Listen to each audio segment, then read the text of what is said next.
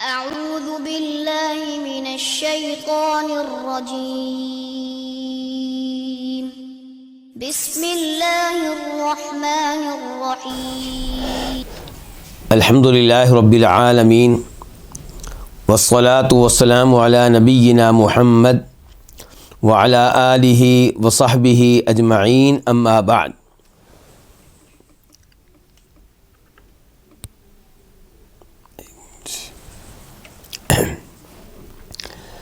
آج ہم ایک دفعہ پھر اللہ کے فضل و کرم سے الدرر البہیہ کے ساتھ ہیں.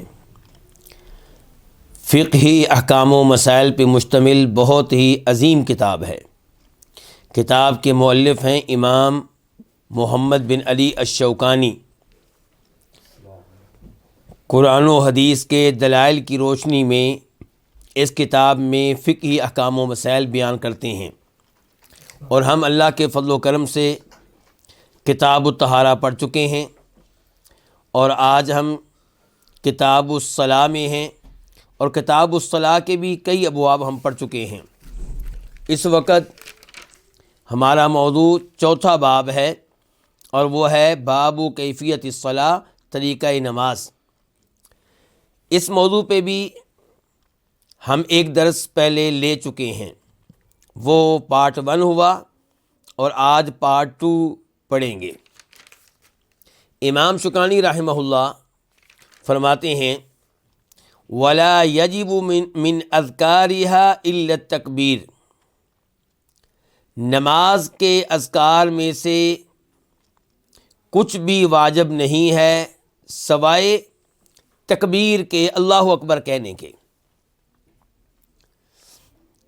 وَالْفَاتِحَةُ فِي كُلِّ رَكْعَةٍ، اور ہر رکعت میں سورہ فاتحہ پڑھنے کے. وَلَوْ كَانَ مُؤْتَمًّا، اگرچہ نماز پڑھنے والا مقتدی ہو. وَالتَّشَہُّدُ الْأَخِيرُ، اور آخری تشہد. وَالتَّسْلِيمُ، اور سلام پھیرتے ہوئے السلام علیکم وغیرہ کہنا. تو امام شوکانی رحمہ اللہ نے اس عبارت میں وہ اذکار بتائے ہیں جو نماز میں پڑھنا واجب ہیں، ضروری ہیں. تو آئیے ان امور کا جائزہ لیتے ہیں، ان کے دلائل کی طرف بڑھتے ہیں. پہلی وہ چیز جس کو امام شوکانی رحمہ اللہ نے نماز کے اذکار میں سے واجب قرار دیا ہے، وہ ہے تکبیر، یعنی کہ اللہ اکبر کہنا. یہاں پہ سب سے پہلے میں حنفی علماء کرام کا موقف آپ کے سامنے رکھنا چاہوں گا.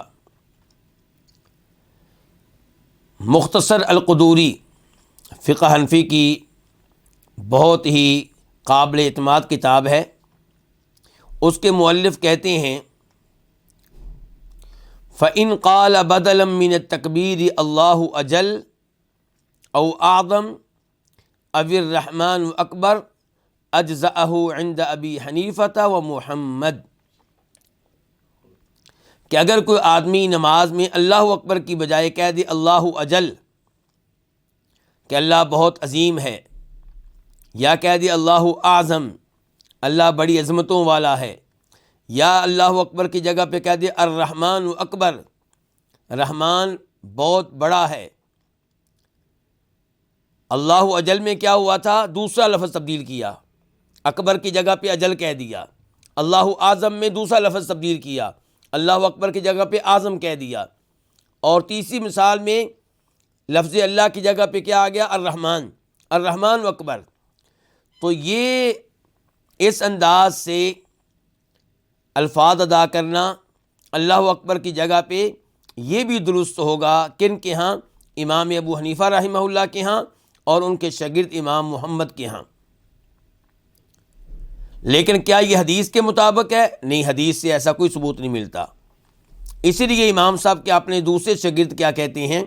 وقال ابو یوسف، امام صاحب کے دوسرے شاگرد امام ابو یوسف کہتے ہیں لا یجزئہ الا بلفظ التکبیر، اللہ اکبر کہنے سے ہی کام چلے گا، اللہ اجل کہنے سے کام نہیں چلے گا. اللہ اعظم کہنے سے کام نہیں چلے گا، الرحمن اکبر کہنے سے کام نہیں چلے گا۔ یہ امام ابو حنیفہ رحمہ اللہ کے دوسرے شاگرد امام ابو یوسف رحمہ اللہ کہہ رہے ہیں، اور امام ابو یوسف کی رائے ہی حدیث کے مطابق ہے۔ آئیے دلائل کی طرف بڑھتے ہیں۔ دلائل یہاں پہ کیا ہیں؟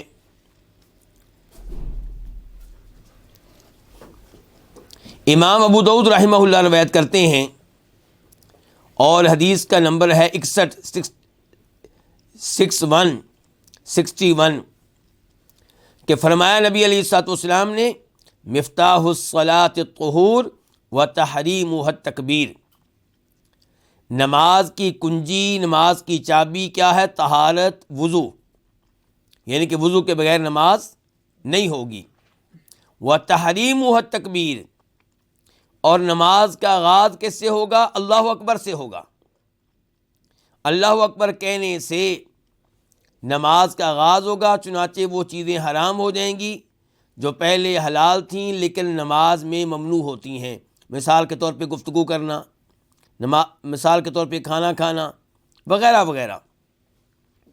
تو اس حدیث سے پتہ چلا کہ نماز کا آغاز کس چیز سے ہوگا؟ تکبیر سے، اللہ اکبر سے۔ تو اللہ اجل کہنا درست نہیں ہوگا، اللہ اعظم کہنا درست نہیں ہوگا، الرحمن اکبر کہنا درست نہیں ہوگا۔ تکبیر تحریمہ، پہلی بار اللہ اکبر کہنا، یہ تو نماز کے ارکان میں سے ایک رکن ہے، یعنی کہ صرف واجب نہیں ہے، واجب سے بھی اوپر کا مرتبہ ہے۔ اگر کوئی آدمی پہلی بار اللہ اکبر کہے بغیر نماز کا آغاز کر دیتا ہے، سورہ فاتحہ شروع کر دیتا ہے، دعائے استفتاح شروع کر دیتا ہے، اس کی نماز نہیں ہوگی۔ یہ تکبیر اتنی ضروری ہے، اور اس کو کیا کہتے ہیں؟ تکبیر تحریمہ۔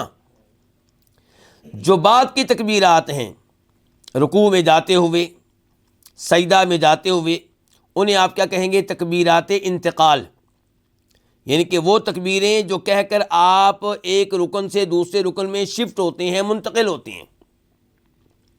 تو یہ دیگر جو تکبیرات ہیں یہ بھی واجب ہیں، رکن نہیں ہیں لیکن واجب ہیں، اور اس پہ بھی کئی ایک دلائل ہیں۔ ایک حدیث آپ کے سامنے رکھوں گا، اور یہ حدیث ہے ابو داؤد شریف کی۔ ابو داؤد شریف میں اس کا نمبر ہے 857، اور اس حدیث کے راوی ہیں رفاع بن رافع۔ یہ حدیث تھوڑی سی لمبی ہے، اس لیے میں اسے اپنے پاس نوٹ نہیں کر سکا، میں کتاب سے ہی یہ حدیث آپ کے سامنے رکھوں گا۔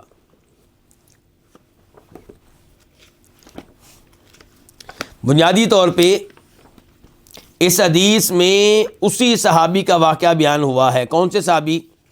جنہوں نے آپ کے سامنے نماز پڑھی تھی، اور انہوں نے نماز میں کچھ غلطیاں کیں، تو نبی علیہ السلام نے کہا تھا تمہاری نماز نہیں ہوئی، واپس جاؤ، دوبارہ نماز پڑھو۔ کس سے کہا؟ صحابی سے۔ صحابی بہت عظیم ہوتے ہیں، لیکن اس سے پتہ چلا کہ اگر صحابی بھی نبی علیہ السلام کے طریقے کے مطابق نماز نہ پڑھیں تو وہ نماز خطرے میں ہے۔ آپ نے واپس بھیج دیا، 3 بار واپس بھیجا، تو پھر صحابی نے کہا تھا اللہ کے رسول مجھے بتائیں پھر کیسے نماز پڑھنی ہے، تو آپ نے طریقہ سکھایا تھا۔ اس حدیث کو عام طور پہ روایت کرنے والے صحابی کون سے ہیں؟ ابو ہریرہ رضی اللہ تعالیٰ عنہ، لیکن اسی واقعے کو، اسی حدیث کو ایک اور صحابی بھی بیان کرتے ہیں جن کا نام کیا ہے؟ رفاع بن رافع الزرقی۔ تو آج میں رفاع بن رافع الزرقی کی روایت آپ کے سامنے رکھ رہا ہوں، ابو داؤد شریف سے، نمبر بتا چکا ہوں 857۔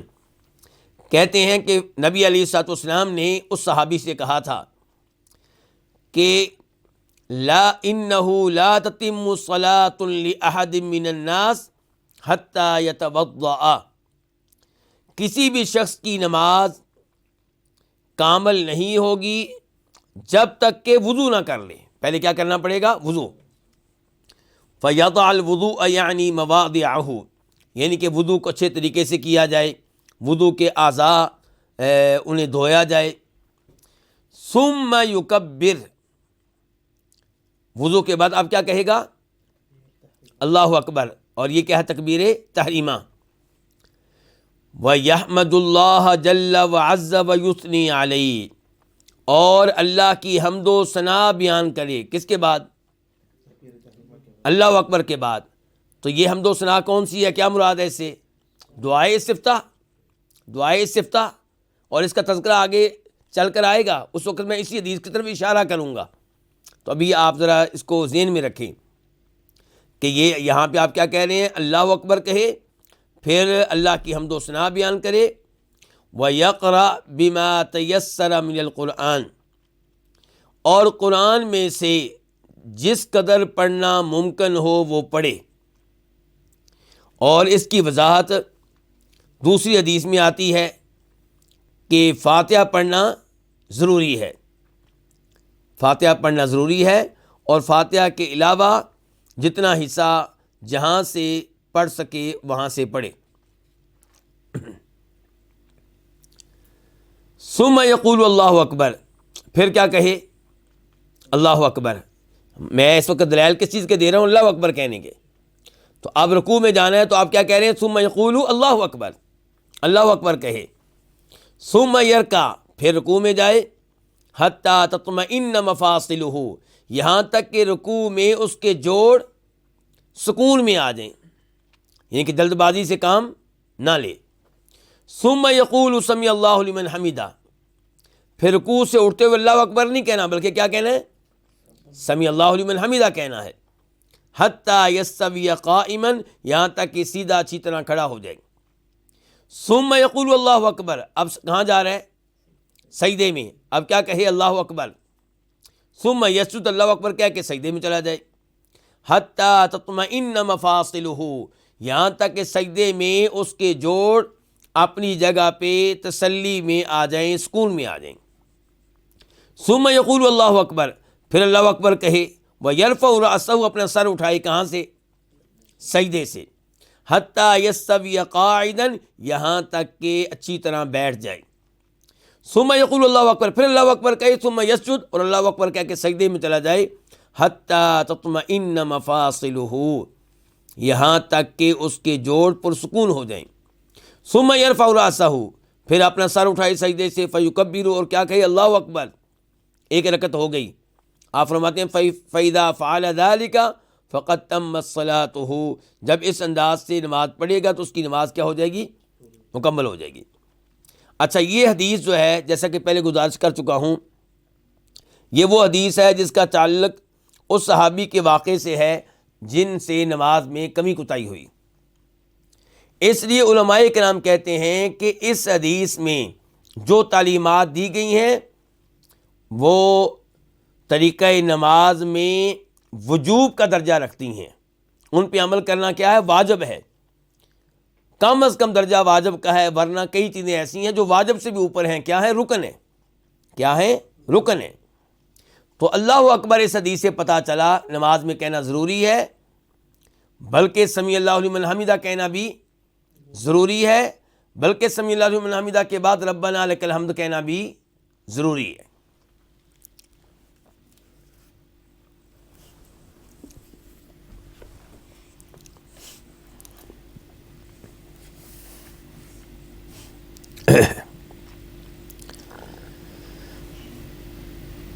تکبیرات انتقال، سمی اللہ لمن حمیدہ اور ربنا لک الحمد، یہ تین چیزیں ہو گئیں۔ یہ تین چیزیں کہنا نماز میں واجب ہے، اس شخص پہ جو تنہا نماز پڑھ رہا ہو، اور اس شخص پہ بھی واجب ہے جو امام ہو، اور یہ مقتدی کے لیے بھی یہ چیزیں واجب ہیں، صحیح قول کے مطابق، راجح قول کے مطابق۔ بلکہ یہی مذہب ہے حنابلہ کا بھی، لیکن ہم نے نہیں دیکھنا حنابلہ کی طرف، نہ احناف کی طرف، نہ شافیوں کی طرف، نہ مالکیوں کی طرف، ہم نے دیکھنا ہے حدیث کی طرف۔ چاروں اماموں کی عزت کرتے ہیں، چاروں کا احترام کرتے ہیں، لیکن ہم نے طریقہ نماز میں سب سے پہلے دیکھنا ہے نبی علیہ الصلوۃ والسلام کی حدیث کی طرف۔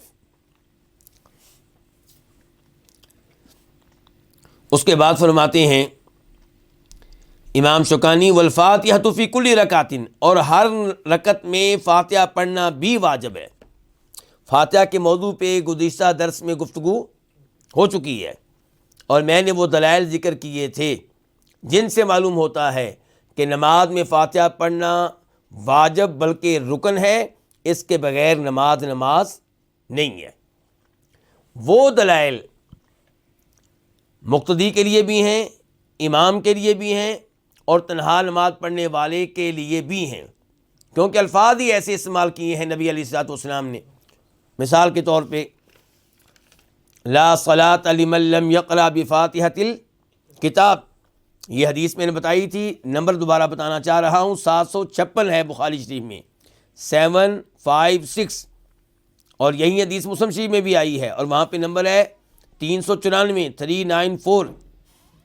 اب غور کیجئے کیا کہہ رہے ہیں آپ، کوئی نماز نہیں ہے لمن من اس شخص کی جو فاتحہ نہ پڑھے۔ من، آپ نے یہ نہیں کہا کہ امام فاتحہ نہ پڑھے تو نماز نہیں ہے، آپ نے یہ نہیں کہا کہ مقتدی نہ پڑھے تو نماز نہیں ہے، آپ نے یہ نہیں کہا کہ تنہا نماز پڑھنے والا فاتحہ نہ پڑھے تو نماز نہیں، بلکہ آپ کہہ رہے ہیں جو بھی ہو۔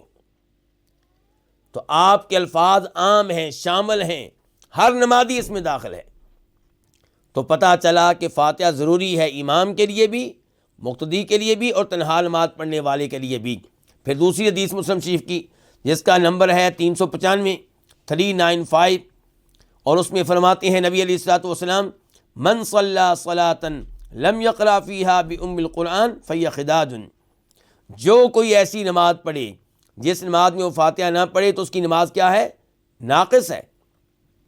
یہاں پہ بھی آپ نے یہ نہیں کہا کہ اگر امام نماز میں فاتحہ نہیں پڑھے گا تو ناقص ہے، آپ کہہ رہے ہیں کوئی بھی ہو، من، یہاں پہ بھی من کہا ہے آپ نے، اور من کا لفظ ہوتا ہے یہ عام ہوتا ہے، ہر ایک کے لیے ہوتا ہے۔ تو یہ دو دلائل میں نے آپ کو دے دیے اس چیز کے کہ نماز میں فاتحہ پڑھنا ضروری ہے ہر ایک کے لیے۔ اچھا، لیکن یہاں پہ آیا کہ فاتحہ پڑھنا ضروری ہے فی کل رکعت، کتنی رکعت میں؟ ہر رکعت میں۔ تو اس کی کیا دلیل ہے کہ ہر رکعت میں فاتحہ پڑھنا ضروری ہے؟ تھوڑی دیر پہلے میں نے کہا تھا کہ ایک صحابی نے آپ علیہ السلام کے سامنے نماز پڑھی اور ان کی نماز نبی علیہ الصلوۃ والسلام کے طریقے پہ پوری نہ اتر سکی، تو آپ نے کہا تھا میرے صحابی واپس جاؤ، نماز پڑھو، تمہاری نماز نہیں ہوئی۔ اور میں گزارش کر چکا ہوں اس حدیث کو روایت کرنے والے صحابی کون ہیں؟ ابو ہریرہ۔ لیکن میں نے کہا تھا کہ اسی واقعے کو، اسی حدیث کو ایک اور صحابی بھی روایت کرتے ہیں، ان کا نام کیا ہے؟ رفاع بن رافع۔ اب ان کی روایت، وہ والی روایت سنیے جو مسند احمد میں آئی ہے، نمبر ہے 18995، 18995، 18995۔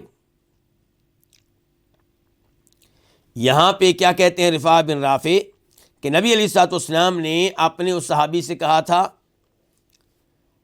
طریقہ نماز بیان کرتے ہوئے، ثم اقرأ بأم القرآن، پھر تو نے سورہ فاتحہ پڑھنی ہے۔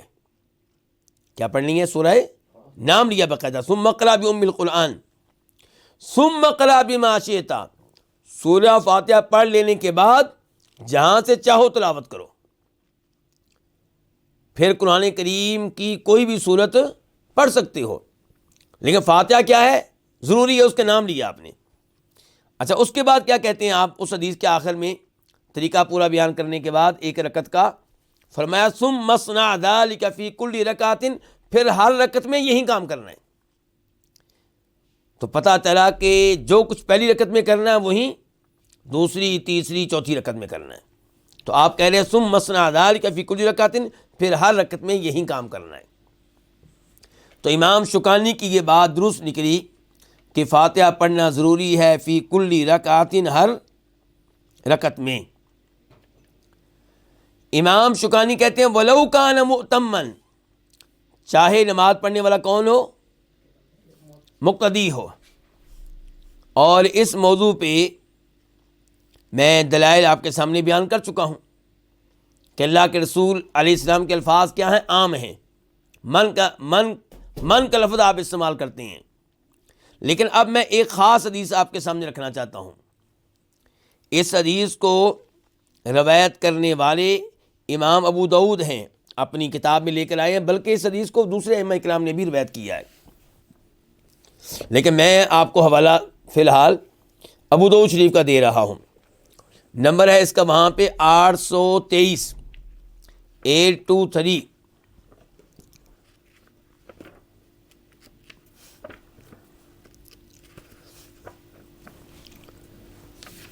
یہاں پہ عبادہ ابن صامت رضی اللہ تعالیٰ عنہ کیا کہتے ہیں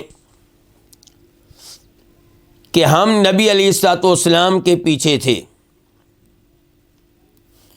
کننا خلف رسول اللہ صلی اللہ علیہ وسلم فی صلاۃ الفجر. کون سی نماز میں؟ فجر کی نماز میں. فقال رسول اللہ صلی اللہ علیہ وسلم. تو نبی علیہ السلام نے تلاوت کی قرآن کریم کی. فثقلت علیہ القراءۃ. تو تلاوت کرنا آپ کے لیے مشکل ہو گیا، تلاوت آپ پہ بھاری ہو گئی. فلما فرغا. جب آپ نماز سے فارغ ہوئے، قال. تو آپ علیہ الصلوۃ والسلام نے فرمایا لعلکم تقرؤون خلف امامکم. شاید کہ تم اپنے امام کے پیچھے تلاوت کرتے رہتے ہو. یعنی کہ اپنے امام کی تلاوت سننے کی بجائے کیا کرتے ہو؟ تلاوت کرتے ہو. امام کے ساتھ ساتھ تم بھی پڑھتے ہو، اسی لیے میرے لیے پڑھنا کیا ہو گیا تھا؟ مشکل ہو گیا تھا. قلنا نعم. ہم نے کہا ہاں اللہ کے رسول، ہم ایسا کرتے ہیں. نعم حذن. ہم جلدی جلدی سے ایسا کرتے ہیں یا رسول اللہ، اللہ کے رسول. تو آپ علیہ الصلوۃ والسلام نے اس موقع پہ کیا کہا؟ لا تفعلوا. یہ کام نہ کرو. جب امام تلاوت کرو تم تلاوت نہ کیا کرو الا بفاتحۃ الکتاب، سوائے سورہ فاتحہ کی. فإنہ. کیوں؟ فاتحہ کی اتنی اہمیت کیوں ہے کہ امام پڑھ رہا ہے تو آپ بھی پیچھے پڑھیں؟ فرمایا فإنہ لا صلاۃ لمن لم یقرأ بہا. کیونکہ اس کی نماز نہیں ہے جو سورہ فاتحہ کی تلاوت نہیں کرتا. اس حدیث کو جو ابھی میں نے آپ کے سامنے رکھی ہے، کچھ علماء کرام نے ضعیف قرار دیا ہے. کہتے ہیں کہ اس کا ثبوت صحیح معنوں میں نبی علیہ الصلوۃ والسلام سے نہیں ملتا. ہم نے کہا جی کیا فالٹ کیا ہے، مسئلہ کیا ہے؟ کہتے ہیں مسئلہ یہ ہے کہ اس حدیث کے راویوں میں ایک راوی ہے محمد ابن اسحاق، اور یہ کون ہے؟ مدلس، اور روایت کر رہے ہیں عن کے ذریعے. یعنی کہ محمد بن اسحاق عن مکحول، مکحول سے اس حدیث کو بیان کرتے ہیں اپنے استاد مکحول سے، اور عن کے لفظ سے بیان کرتے ہیں. اور مدلس راوی جب عن کے لفظ سے حدیث بیان کرے تو اس کی حدیث قابل اعتماد نہیں ہوتی. لیکن مسئلہ یہ ہے کہ یہی حدیث مسند احمد میں بھی آئی ہے. یہی حدیث کہاں آئی ہے؟ مسند احمد میں. امام احمد اپنی مسند میں لے کر آئے ہیں، اور وہاں پہ اس کا نمبر نوٹ کر لیں، کیا ہے؟ 22,745 22745. اور وہاں پہ وضاحت کرتے ہیں محمد بن اسحاق کہ مجھے یہ حدیث بتائی مکحول نے. یعنی کہ اقرار کیا محمد بن اسحاق نے کہ میں نے یہ حدیث سنی ہے مکحول سے. وہاں پہ ان کا لفظ نہیں ہے، وہاں پہ کہتے ہیں حدثنی. تو جس وجہ سے یہ روایت مشکوک بن رہی تھی وہ وجہ ختم ہو گئی. دوسری جگہ پہ جا کے وضاحت ہو گئی کہ محمد بن اسحاق نے یہ حدیث باقاعدہ مقول سے سنی ہے، سننا ثابت ہو گیا. تو پھر اب یہ حدیث کیا ہوگی؟ بالکل صحیح ہو جائے گی. تو اس لیے نبی علیہ الصلوۃ والسلام نے یہاں پہ بتا دیا کہ امام کے پیچھے مقتدی کا کام ہے سننا، تلاوت کرنا اس کا کام نہیں ہے، سوائے کس کے؟ سوائے سورہ فاتحہ کے.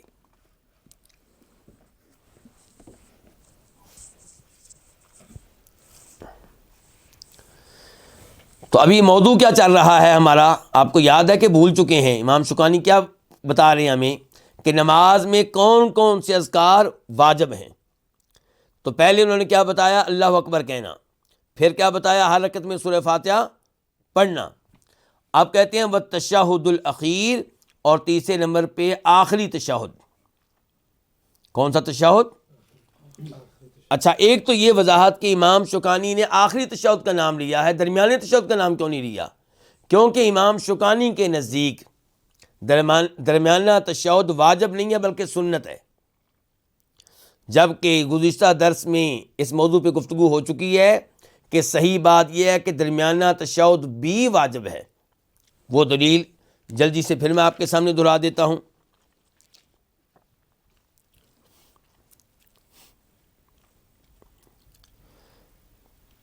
وہاں پہ دلیل ابو داؤد شریف کی حدیث ہے 860 اور راوی وہی صحابی، کون سے؟ رفاع، اور واقعہ اسی صحابی کا، کون سے صحابی کا؟ جن سے نماز پڑھنے میں کمی کوتاہی ہوئی تھی۔ ان کو جب آپ نے بعد میں نصیحت کی تھی، طریقہ نماز بتایا تھا، تو اس میں یہ بھی کہا تھا فَإِذَا جَلَسْتَ فِي وَسَطِ الصَّلَاةِ، جب تم بیٹھو نماز کے درمیان میں، ان کے پہلے تحیات میں، فَاطْمَئِن، سکون سے بیٹھ جاؤ، وَافْتَرِشْ فَخِذَكَ الْيُسْرَىٰ، اور اپنی بائیں ران کو بچھا لو، ثُمَّ تَشَہَّدْ، پھر تم نے کیا کرنا ہے؟ دعائے تشہد پڑھنی ہے۔ تو پتہ چلا درمیانہ تشہد بھی کیا ہے؟ واجب ہے۔ اب آتے ہیں آخری تشہد کی طرف۔ آخری تشہد یہ بھی واجب ہے، بلکہ یہ تو اس کو تو علماء کرام نے نماز کے ارکان میں سے ایک رکن قرار دیا ہے، یعنی کہ واجب سے بھی اوپر کا درجہ، اس قدر ضروری ہے۔ حدیث اس بارے میں وہ ہے جس کو عبداللہ بن مسعود روایت کرتے ہیں، اور بخاری شریف میں اس کا نمبر ہے 831 اور مسلم شریف میں اس کا نمبر ہے 402 عبداللہ بن مسعود کہتے ہیں کہ کننا اذا صلینا خلف النبی صلی اللہ علیہ وسلم قلنا، جب ہم نبی علیہ الصلوۃ والسلام کے پیچھے نماز پڑھتے تھے تو ہم نماز میں کہتے تھے السلام علی جبریل و میکائیل، سلامتی ہو جبریل پہ اور میکائیل پہ، علیہما الصلاۃ والسلام، السلام علی فلان و فلان، سلامتی ہو فلاں فلاں فرشتے پہ، ان کئی فرشتوں کا نام لے کے ہم کہتے ہیں اس پہ بھی سلامتی نازل ہو، اس پہ بھی سلامتی نازل ہو۔ فالتفت الینا رسول اللہ صلی اللہ علیہ وسلم، تو نبی علیہ الصلوۃ والسلام نے ہماری طرف التفات کیا، ہماری طرف دیکھا، متوجہ ہوئے، اور فرمایا ان اللہ هو السلام، کہ اللہ تعالیٰ ہی سلامتی نازل کرنے والا ہے۔ یہ الفاظ کیوں کہے؟ کیونکہ دیگر روایات سے پتہ چلتا ہے کہ صحابہ کرام یہ بھی کہتے تھے شروع میں السلام علی اللہ، اللہ پہ سلامتی نازل ہو۔ بھی اللہ تو خود سلامتی نازل کرنے والا ہے، اللہ کو آپ کی دعا کی ضرورت نہیں ہے۔ تو آپ فرما رہے ہیں ان اللہ هو السلام، اللہ ہی تو سلامتی نازل کرنے والا ہے۔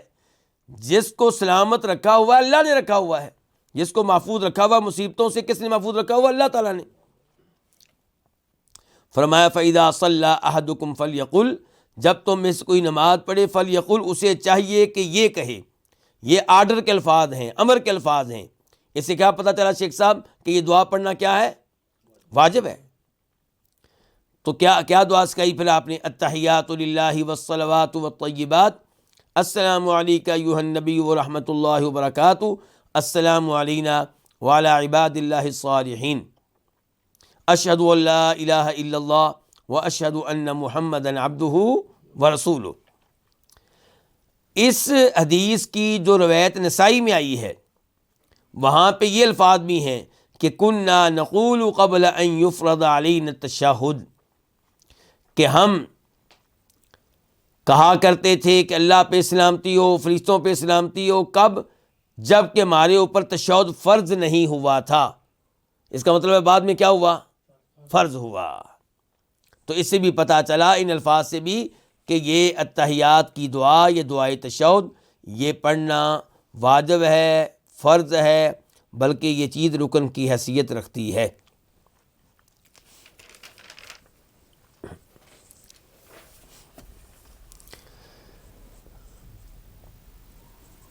اچھا، امام ابو حنیفہ رحمہ اللہ کا کیا موقف ہے اس بارے میں؟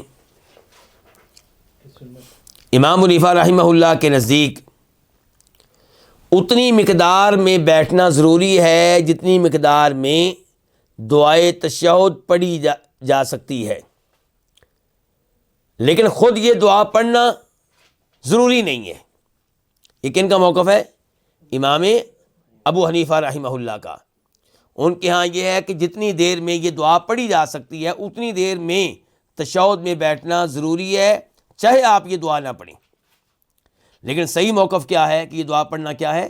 ضروری ہے، واجب ہے، فرض ہے، دلائل میں ذکر کر چکا ہوں۔ امام ابو حنیفہ رحمہ اللہ اور علماء احناف کا موقف میں بڑی ہی توجہ سے بیان کرنے کی کوشش کرتا ہوں۔ کیونکہ ہم جن ممالک میں رہتے ہیں اردو بولنے والے لوگ، وہاں پہ عام طور پہ علماء کرام اور پبلک امام ابو حنیفہ رحمہ اللہ کی تقلید کرتے ہیں، ان کے مسلک پہ چلتے ہیں۔ تو اس لیے یہ وضاحت ضروری ہوتی ہے کہ وہ جس طریقہ کو اختیار کیے ہوئے ہیں کیا اس کی دلیل ہے یا نہیں، کیا وہ موقف درست ہے یا درست نہیں ہے۔ اور امام ابو حنیفہ رحمہ اللہ خود کہا کرتے تھے کہ اذا صح الحدیث فہو مذہبی، کہ لوگوں جب کسی مسئلے میں صحیح حدیث مل جائے تو سمجھو وہی میرا مسلک ہے، یعنی کہ میں نے چاہے کچھ اور بیان کیا ہو، لیکن تمہیں کوئی صحیح حدیث مل گئی تو صحیح حدیث کو لے لو اور میری بات کو چھوڑ دو۔ یہ ان کے اس فرمان کا نتیجہ ہے۔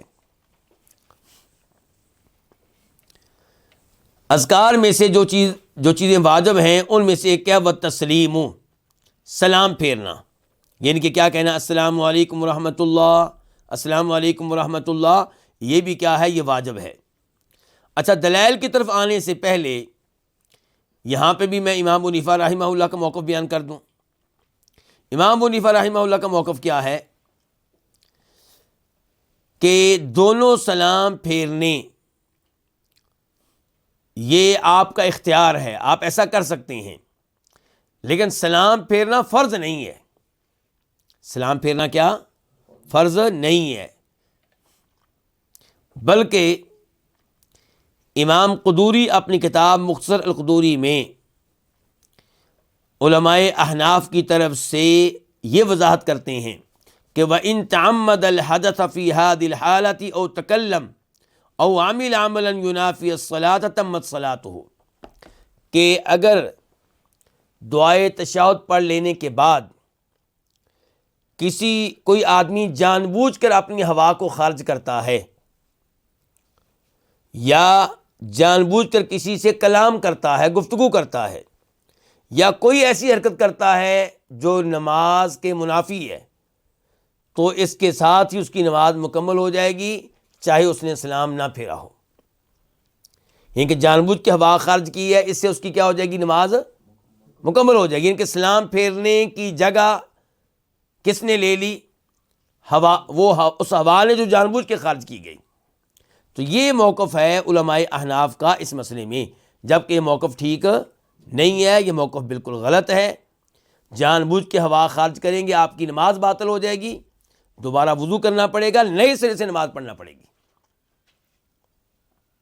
تو یہ موقف ٹھیک نہیں ہے۔ آئیے میں آپ کے سامنے وہ دلائل رکھتا ہوں جن سے پتہ چلتا ہے کہ سلام پھیرے بغیر نماز نہیں ہے۔ یہ حدیث ہے ابو داؤد شریف کی، نمبر ہے اس کا 61، اور یہ وہی حدیث ہے جس کا کچھ حصہ پہلے میں آپ کے سامنے رکھ چکا ہوں۔ راوی ہیں اس کے امیر المؤمنین جناب علی رضی اللہ تعالیٰ عنہ، چوتھے خلیفہ راشد، جن سے محبت ایمان کا حصہ ہے۔ وہ کہتے ہیں کہ نبی علیہ الصلوۃ والسلام نے فرمایا تھا کہ مفتاح الصلاۃ الطہور، نماز کی چابی کیا ہے؟ طہارت، وضو، وتحریمها التکبیر، اور نماز کا آغاز کس سے ہوتا ہے؟ اللہ اکبر کہنے سے، وتحلیلها التسلیم، اور نماز کا اختتام کس چیز پہ ہوگا؟ سلام پھیرنے سے ہوگا۔ یعنی کہ سلام پھیرے بغیر آپ نماز سے باہر نہیں نکل سکیں گے۔ سلام پھیرنے سے ہی وہ چیزیں حلال ہوں گی جو نماز کی وجہ سے کیا ہوئی ہیں؟ حرام ہوئی ہیں۔ اور سیدہ عائشہ کی حدیث ہے جس کا نمبر شاید میں نہ لکھوا سکوں فی الحال، کہ نبی علیہ الصلوۃ والسلام نماز کا اختتام کس سے کرتے تھے؟ سلام پھیرنے سے کرتے تھے۔ علماء احناف جس موقف کی طرف گئے ہیں، اس موقف کی طرف کیوں گئے؟ یعنی کہ وہ کیوں کہتے ہیں کہ اتحیات، دعائے اتحیات کے برابر بیٹھنا ضروری ہے اور اس کے بعد کچھ پڑھنا یا کچھ اور ضروری نہیں ہے؟ اصل میں ابو داؤد شریف میں ایک روایت آتی ہے جس کو بیان کرتے ہیں عبداللہ بن مسعود رضی اللہ تعالی عنہ۔ اس میں یہ ہے کہ جب آپ نے یہ دعائے تشہد پڑھ لی، اس کے بعد آپ چاہیں تو مزید بیٹھیں اور چاہیں تو آپ نماز سے فارغ ہو دیں۔ اس کو انہوں نے دلیل بنایا ہے، لیکن علماء حدیث اور محدثین اور حفاظ حدیث کا اتفاق ہے کہ یہ اللہ کے نبی کے الفاظ نہیں ہیں صلی اللہ علیہ وسلم، یہ عبداللہ ابن مسعود کے اپنے الفاظ ہیں، یہ ان کا اپنا فتویٰ ہوا۔ اور ان کا اپنا فتویٰ جو ہے، جو دوسری روایت سے ثابت ہے صحیح سند کے ساتھ، اس سے پتہ چلتا ہے کہ ان کا موقف بھی حدیث کے مطابق تھا۔ وہ بھی کہا کرتے تھے کہ نماز کا اختتام کس چیز پہ ہوگا؟ السلام علیکم کہنے پہ ہوگا، اس کے بعد آپ چاہیں تو مزید بیٹھے رہیں، چاہیں تو آپ اٹھ کے چلے جائیں، یہ وہ کہا کرتے تھے۔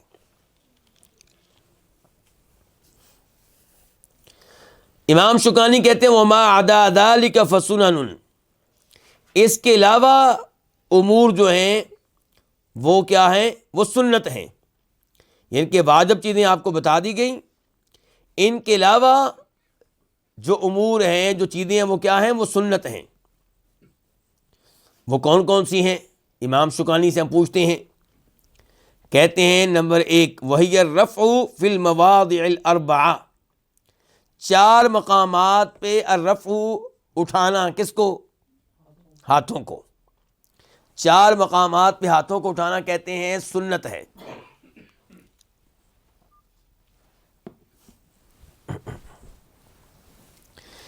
یہ 4 مقامات کون کون سے ہیں اور دلیل کیا ہے؟ آئیے سب سے پہلے آپ کے سامنے رکھوں گا بخاری شریف کی حدیث، نمبر ہے 736 736، مسلم شریف کی حدیث نمبر ہے 390 390، راوی ہیں عبداللہ بن عمر رضی اللہ عنہما، صحابی ابن صحابی، خود بھی صحابی، باپ بھی صحابی۔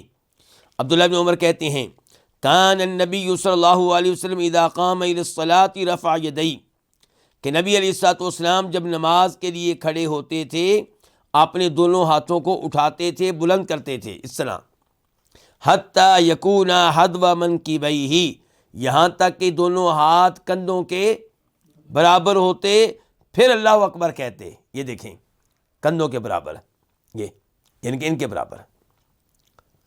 اور یہ طریقہ کس کا ہے؟ آپ علیہ الصلوۃ والسلام کا، اللہ جزائے خیر دے۔ خبردار کس چیز پہ کرنا چاہتا ہوں کہ ہمارے کئی علماء کرام یہ کہتے ہیں کہ مرد جو ہیں وہ جب شروع نماز میں ہاتھ اٹھائیں گے تو وہ اٹھائیں گے کانوں کے برابر، اور عورتیں اٹھائیں گی کندھوں کے برابر۔ یہ فرق غلط ہے بالکل۔ صحیح بات کیا ہوگی؟ صحیح بات یہ ہے کہ ہاتھ اٹھانے ثابت ہیں نبی علیہ الصلوۃ والسلام سے، کندھوں کے برابر بھی، کانوں کے برابر بھی۔ کبھی آپ اس سنت پہ عمل کر لیں، کبھی آپ اس سنت پہ عمل کر لیں، اور یہ دونوں طریقے عورتوں کے لیے بھی ہیں، مردوں کے لیے بھی ہیں۔ تو یہ پہلی حدیث ہے، اس سے پتہ چلا کہ نماز کے آغاز میں آپ ہاتھ اٹھایا کرتے تھے، اور اس حدیث پہ ہم بھی عمل کرتے ہیں اور ہمارے حنفی بھائی بھی اس پہ عمل کرتے ہیں، وہ بھی ہاتھ اٹھاتے ہیں پہلی بار۔ لیکن افسوس سے کہنا پڑتا ہے کہ عام طور پہ ہمارے حنفی بھائی یہ ہاتھ اٹھاتے ہوئے غلطی کر جاتے ہیں۔ کیا غلطی کرتے ہیں؟ وہ ہاتھ اٹھاتے ہیں تو وہ اپنے کانوں کو پکڑ لیتے ہیں، کانوں کو اپنے ہاتھ لگا رہے ہوتے ہیں، انگوٹھا لگا رہے ہوتے ہیں، جب کہ حدیث میں ایسا نہیں آیا۔ حدیث میں یہ آیا کہ کانوں کے برابر رکھیں یا ہاتھوں کے برابر رکھیں، یہ نہیں کہ کانوں کو پکڑ لیں، بلکہ ہاتھوں کا رخ کدھر ہونا چاہیے؟ قبلے کی طرف ہونا چاہیے۔ ہاتھوں کا رخ قبلے کی طرف ہونا چاہیے، ایسے چہرے کی طرف نہیں، قبلے کی طرف ہونا چاہیے۔ تو یہ تھی پہلی حدیث۔ دوسری حدیث کی طرف آئیے، اسے بھی امام بخاری روایت کرتے ہیں، دوسری حدیث کو نمبر ہے 737 737، اور امام مسلم روایت کرتے ہیں، نمبر ہے 391 391، راوی ہے مالک بن حویرث رضی اللہ تعالی عنہ۔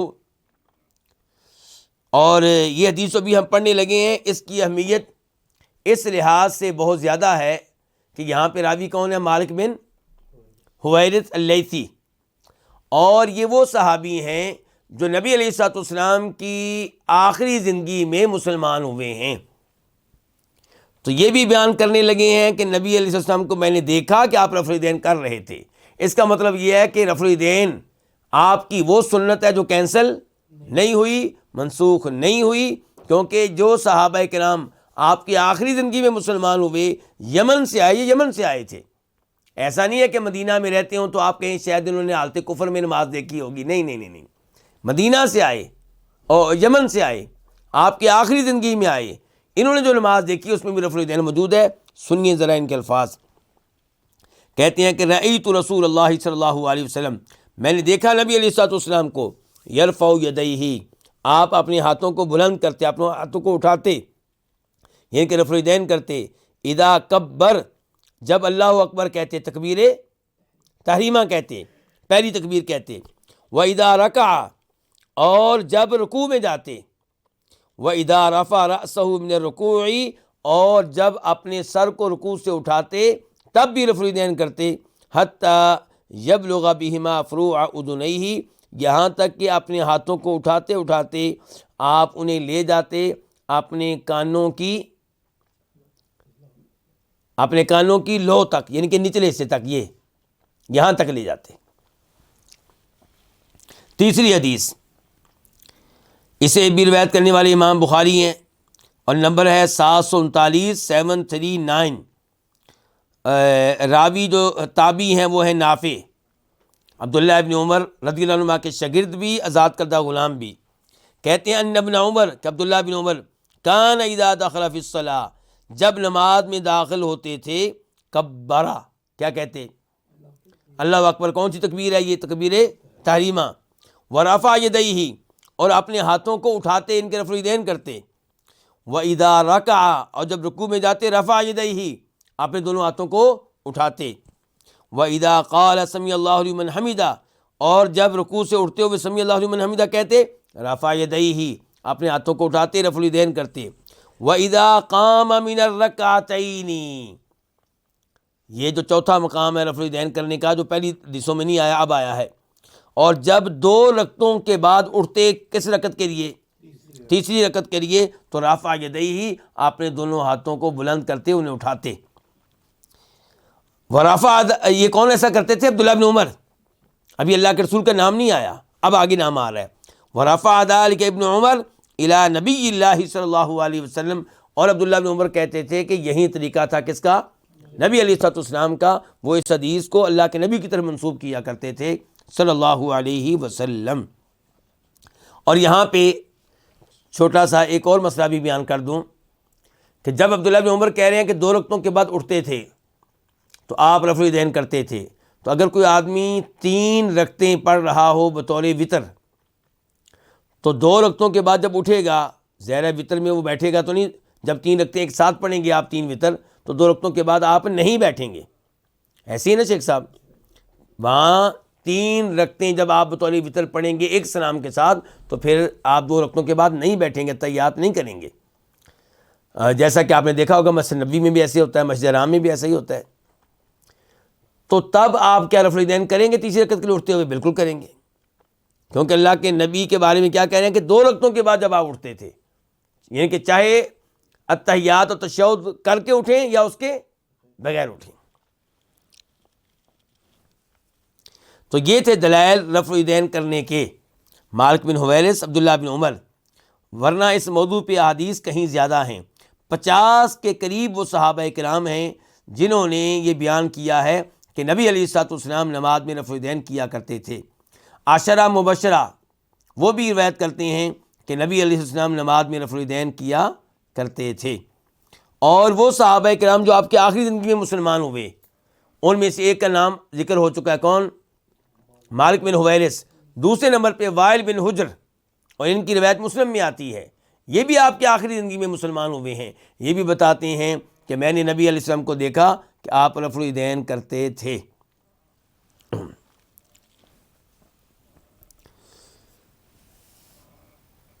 اچھا، یہ رفع الیدین کرنا سنت ہے یا سنت سے زیادہ اس کی اہمیت ہے؟ صحیح بات یہ کہ یہ سنت ہے. رفع الیدین کریں گے، ایک رفع الیدین کرنے پہ آپ کو کتنی نیکیاں ملیں گی؟ 10. اور جب ایک رکعت میں 4 بار کریں گے کتنی نیکیاں ہو گئیں؟ 40. اور 4 رکعتوں میں کریں گے تو نہیں، معذرت کے ساتھ، ایک رکعت میں ہوتے ہیں 3 بار، دوسری رکعت میں بھی 3 بار، تو 30 نیکیاں ہو گئیں. 2 رکعتوں کے ساتھ کتنی نیکیاں ہو گئیں؟ 60. اور ٹوٹل کتنی ہو گئیں؟ 120. اور 30، چوتھا جو رفع الیدین ہے وہ تو ایک بار ہوگا، تو اس کی نیکیاں ملائیں تو اب کتنی ہو گئیں؟ جی 150 ہوگی نا.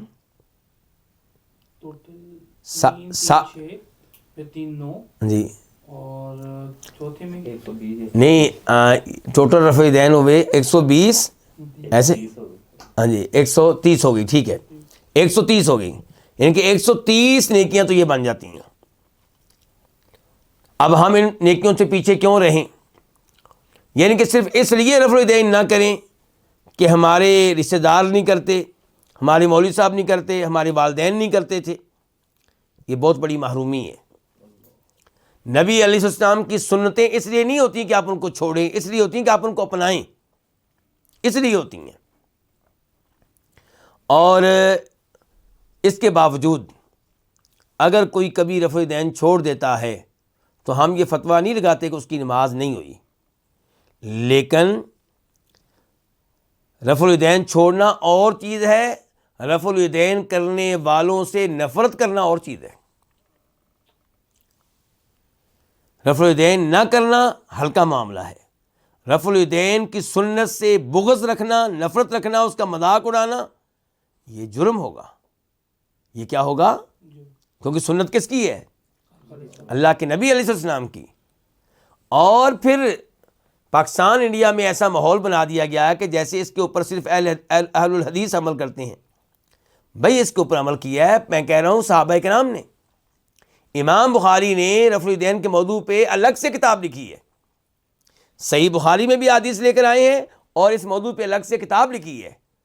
وہاں پہ کثرت کے ساتھ انہوں نے احادیث بیان کی ہیں، اور ایک امام کا قول بھی نقل کیا ہے کہ صحابہ کرام رفع الیدین کرتے تھے.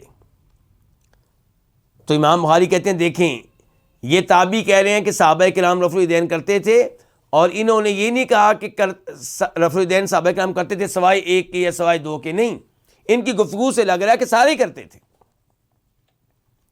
پھر اماموں کی طرف آ جائیں.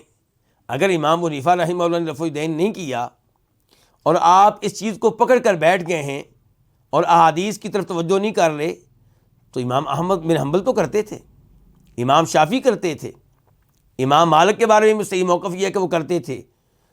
تو اگر اہل حدیث غلط ہیں تو کیا یہ 3 امام بھی غلط ہیں؟ اور پھر افسوس اس وقت زیادہ ہوتا ہے جب ہم سنتے ہیں اپنے بھائیوں سے یہ الفاظ، کہتے ہیں کہ آپ شافعی بن کے رفع الیدین کر لیں، ہمیں کوئی اعتراض نہیں. یعنی کہ یہ نہ کہیں کہ ہم نے حدیث پڑھی اس لیے رفع الیدین کر رہے ہیں، آپ یہ کہیں کہ ہم شافعی ہیں اس لیے کر رہے ہیں. کہتے ہیں اگر آپ اس انداز سے کریں گے تو ہمیں کوئی اعتراض نہیں.